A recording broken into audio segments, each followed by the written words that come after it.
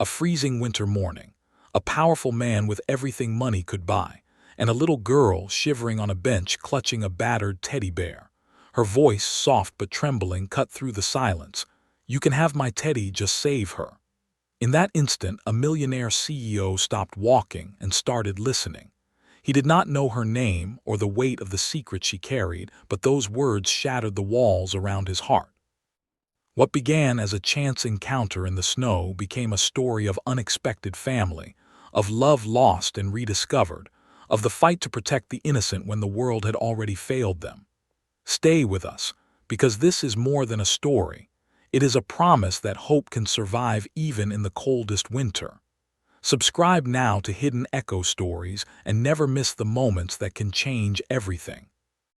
The city of Minneapolis lay wrapped in a heavy winter hush, the kind that muffled every sound and painted the world in shades of gray and white.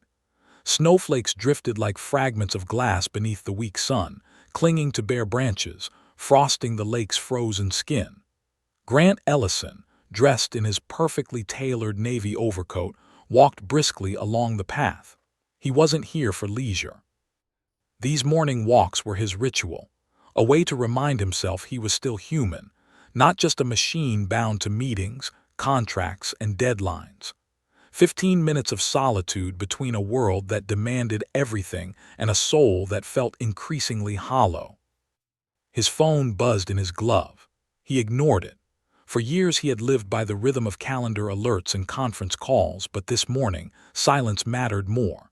He adjusted his collar, breath clouding in front of him, and let his thoughts drift.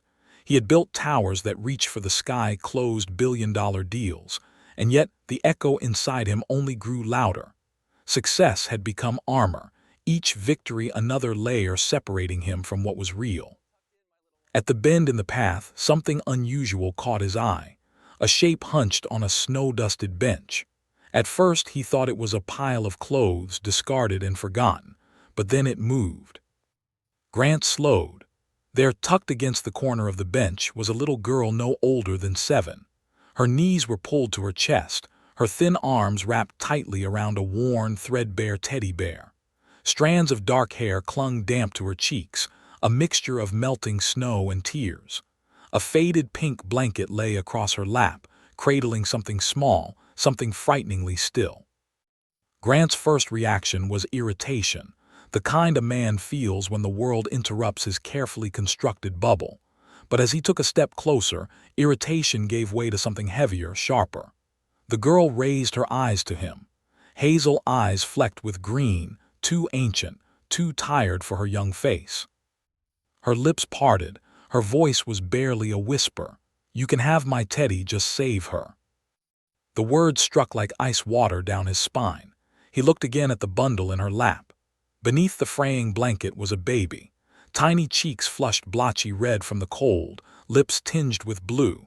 Even through his shock, Grant's trained eye, honed from years of reading people in boardrooms, noticed more than just cold.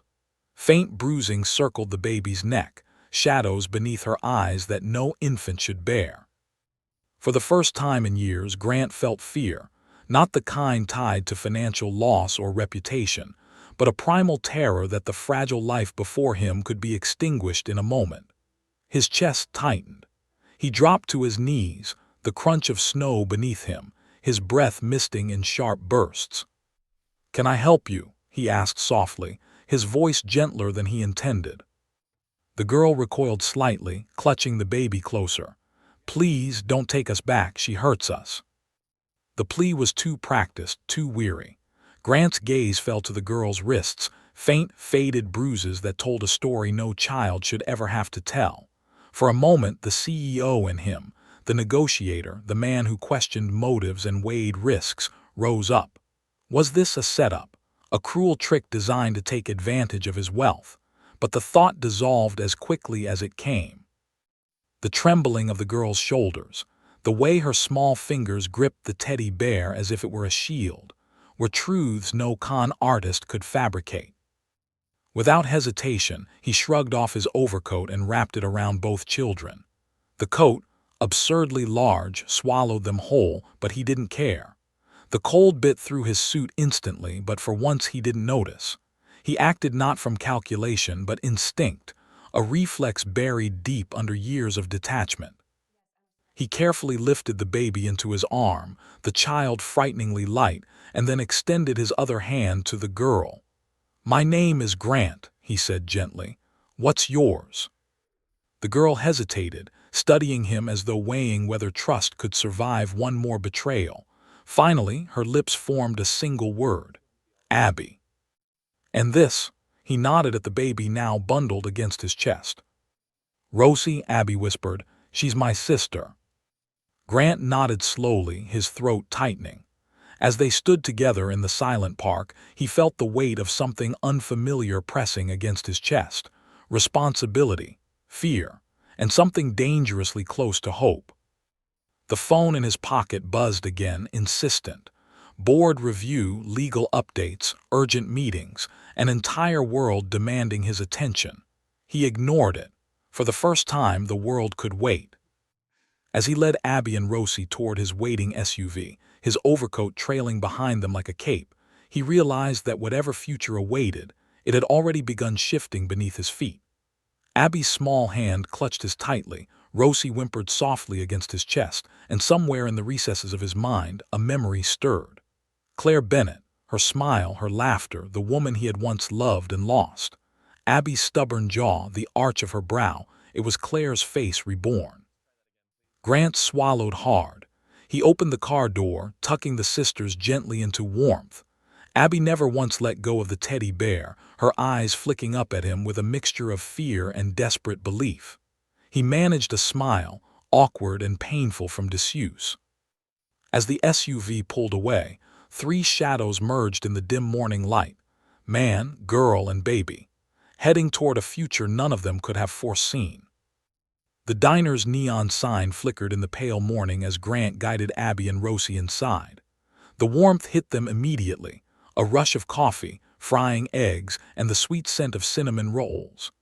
Abby shrank against him, still clutching her teddy, while Rosie whimpered softly until the older hostess, her eyes gentle, her voice low, ushered them to a quiet corner booth. Grant slid into the vinyl seat, setting Rosie gently beside Abby. The little girl's shoulders remained rigid, her gaze scanning the room as though she expected someone to burst in and drag them away. Grant recognized that kind of vigilance. He had lived it once in his own way, waiting for the next demand, the next blow, the next disappointment. He ordered cocoa for Abby, warm milk for Rosie, and black coffee for himself. When the cocoa arrived, Abby wrapped her small hands around the cup, steam fogging her lashes. She sipped cautiously, as though warmth itself might vanish if she wasn't careful. Rosie's cheeks began to flush with color, her lips less blue as she drank from the bottle provided by the hostess. Watching them, Grant felt something stir in his chest, something both fragile and heavy. His phone buzzed on the table. A string of emails lit the screen, urgent reminders, million-dollar deals, impatient investors. He turned it face down and pushed it away. For once, numbers and contracts could not compete with the sight of a child trying to believe in safety.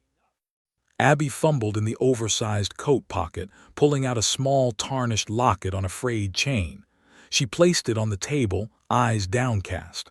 "Mommy said I should always keep this," she murmured. Grant's breath caught. He flipped open the locket with clumsy fingers. Inside were two faded photographs, one of Claire Bennett, her smile radiant, and one of himself, younger, carefree, in a college sweatshirt. Memories slammed into him. Late-night laughter, whispered promises, the weight of dreams they once shared. "Your mom," his voice cracked. She was special." Abby studied his face, searching for truth. "She said you built tall things but forgot how to stay." The honesty in her words stung more than any corporate takedown. He swallowed hard. "I wish things had been different." Abby tucked the locket back into her shirt, her expression unreadable. Rosie fussed and Abby shifted, cradling her sister close. Then softly she began to hum, a melody of nonsense syllables woven with tenderness. Grant froze. He knew that tune. Claire had invented it, a playful lullaby on lazy Sundays. His throat tightened as he joined in, his deeper notes blending with Abby's fragile hum. For a moment the booth became a cocoon. The clatter of dishes, the hum of conversation, all faded. Abby leaned against his sleeve, her pinky hooking around his almost unconsciously. Trust, tentative but real, settled between them. When the check came, Grant paid without looking at the total. He helped Abby into her seat, tucking Rosie gently into her arms. Outside, the city was stirring, headlights cutting through slush, commuters rushing. But for Grant, time had slowed. At the hospital, fluorescent lights replaced the diner's warmth. Nurses and doctors moved quickly when they saw Rosie's bruises and Abby's anxious grip on Grant's coat. Dr. Patel, calm yet firm, confirmed what Grant already feared. These children had been hurt, and not just once. Abby's small voice trembled as she confessed. "Our aunt. She locks us in the basement when she drinks." Grant's fists clenched, fury simmering beneath his composed exterior. He had faced hostile boards, ruthless competitors, but never had rage burned this deep. He stayed quiet, though, letting the professionals work, wrapping his presence around Abby like a shield. Then came Tanya Brooks from Child Protective Services. Clipboard in hand, sharp eyes assessing, she looked at Grant with suspicion. Men like him didn't walk in with children, not ones in this condition. But when she suggested temporary placement elsewhere, Grant's voice was steady, unwavering. "They stay with me." It wasn't strategy, it was conviction. That night, alone in a sterile hospital room, Grant sat by Abby's side. Rosie slept in the crib, a monitor beeping softly. Abby, curled in his coat, looked at him with eyes too old for her age. "Are you going to leave?" she asked. "No," he whispered. "I'm not going anywhere." Her small hand slipped a napkin into his palm, scattered with drawn stars. "Mom said we're made of stars. Even if we get lost, we find each other again." Grant felt the words carve into him, a promise he silently swore to uphold. In the days that followed, he stumbled into fatherhood with awkward grace. At Target, he loaded a cart with pajamas, bottles, formula, and a new teddy for Rosie, guided by a kindly clerk who teased him for looking so lost. Back at the hospital, Abby's eyes lit up as he presented the pajamas, her fingers lingering on the fabric as though it were treasure. She handed the new bear to Rosie with a smile so tentative it broke his heart. Evenings were filled with small battles and quiet victories. Spilled cocoa wiped from Abby's chin without reprimand, burping Rosie after a bottle and laughing when milk stained his shirt, reading children's books aloud until Abby's laughter filled the room. The CEO who once measured time in millions now measured it in moments. Abby's shy giggle, Rosie's tiny hand clutching his finger. But shadows lingered. Paula Hart, the aunt, wasn't gone. Grant's investigator uncovered a trail of complaints, whispers from neighbors, reports left unresolved. The woman wasn't just cruel, she was determined. And soon her voice rang sharp through Grant's phone. "You think papers make them yours? I'm coming for those girls." The threat solidified something inside him. This wasn't about charity or redemption. This was war, a fight for Abby, for Rosie, for the memory of Claire, and for the man he refused to stop becoming. The morning of the hearing arrived gray and bitterly cold, the courthouse looming like an immovable fortress against the snow. Grant Ellison, who had faced boardrooms full of power-hungry investors without flinching, found his hands trembling as he tied his tie. This wasn't about contracts or profits.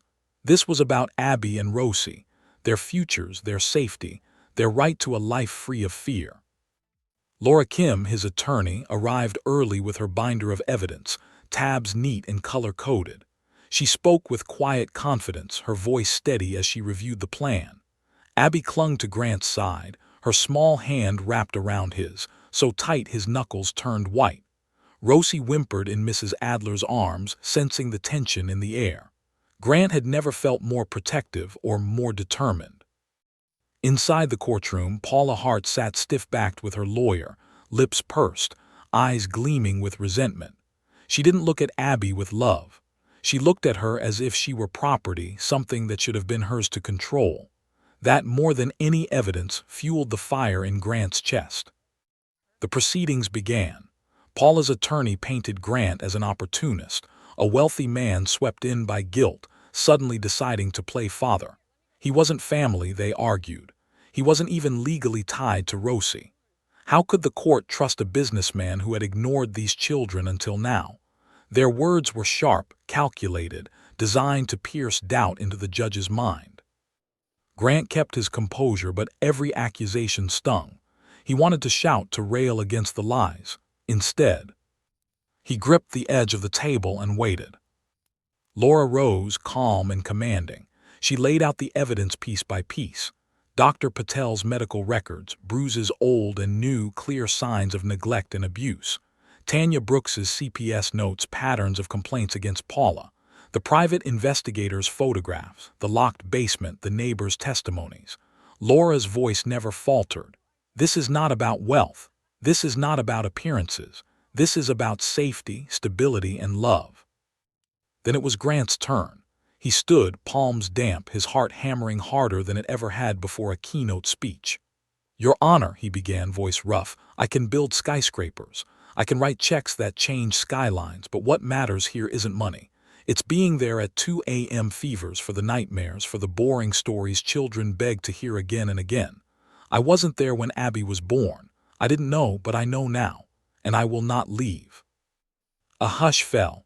For a moment, the courtroom seemed to breathe with him. Then, to his surprise, the judge called Abby to the witness stand. She looked so small climbing into the chair, her legs dangling above the floor. But her voice, though quiet, carried across the silence. "Miss Paula yells," she said. "She makes Rosie cry every day. She locked us in the basement, but Mr. Grant, he reads the boring parts. He doesn't yell, he lets me breathe. He makes pancakes and doesn't get mad when I spill. I want to stay with him." Grant felt tears sting his eyes. He looked down, gripping his hands together, fighting to stay composed. Even Laura blinked rapidly, her polished veneer slipping. Paula's lawyer leapt up, accusing Grant of manipulation, of buying the child's affection. But the judge silenced him with a sharp gavel strike. Enough. When the judge finally spoke, her voice was steady, measured. She reviewed the evidence once more, glanced at Abby, then at Rosie sleeping in Mrs. Adler's arms. "In light of the evidence," she said, "and in the best interest of the children, I grant full guardianship of Abby and Rosie to Mr. Grant Ellison. Miss Paula Hart will be referred for further investigation." The gavel came down, final and irrevocable. Relief crashed through Grant like a wave. Abby launched herself into his arms the moment they stepped outside, snowflakes clinging to her lashes as she whispered, "Are you really ours now?" Grant cupped her small face, his own voice trembling. "I was always yours, Abby. I just had to find my way back." That night their house transformed. Abby's drawings filled the refrigerator, bright suns and smiling figures. Rosie laughed as she clutched her new teddy, safe at last. The once empty rooms echoed with footsteps, with voices, with belonging. There were still battles ahead, legal papers, adoption filings, therapy sessions. But Grant no longer felt hollow. He felt rooted. The skyscrapers he had built seemed meaningless compared to the fragile, immeasurable foundation of trust Abby offered each time she slipped her hand into his. One evening, Abby placed her old, battered teddy bear in his hands. "Maybe he kept us safe," she whispered. "Maybe now he can keep you too." Grant swallowed hard, placing the teddy gently on the mantel beside Claire's photo. "He kept us all," he said softly. As Rosie fell asleep against his chest and Abby leaned into his side, Grant realized the truth. This wasn't just rescue. It wasn't redemption. It was family. And he would fight every storm, every shadow to keep it. There are moments in life when the world seems to stop, when everything you thought mattered, titles, wealth, the endless chase for more, suddenly pales beside the fragile weight of a single choice. For Grant Ellison, that moment came in the snow, when a little girl offered him her only treasure and begged him to save her sister. From that whisper began a journey that redefined not only who he was but what love truly means. This story is not just about rescue. It is about transformation. It is about a man who spent years building towers of steel and glass, only to discover that the strongest structure he would ever create was a home filled with laughter, cocoa-stained smiles, and the quiet trust of two children who needed him to stay. Abby and Rosie were not projects to manage or problems to solve. They were lives, fragile and fierce, demanding the one thing Grant had always failed to give: presence. And as he stood in court, as he read bedtime stories, as he clumsily learned to shop for pajamas and formula, he discovered something powerful. Love is not proven in grand gestures but in the small, steady act of showing up. Perhaps that is why this story lingers long after the last page. Because we recognize ourselves in the longing to be chosen, in the hope that someone will fight for us, and in the belief that even in the coldest winters, warmth can be found. We are reminded that families are not always born of blood, but of commitment, sacrifice, and the courage to stay when it would be easier to walk away. Grant's journey is, at its heart, a promise. A promise that it is never too late to change, never too late to open the doors of your heart, never too late to choose love over fear. It is a reminder that every one of us carries the chance to rewrite our story, to turn pain into protection and loneliness into belonging.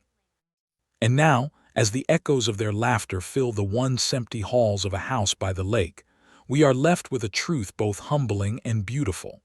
The measure of a life well lived is not in skyscrapers or contracts, but in the lives we lift, the hearts we heal, and the families we create from courage. If this story touched you, if it stirred something deep inside, let it be more than a tale you leave behind.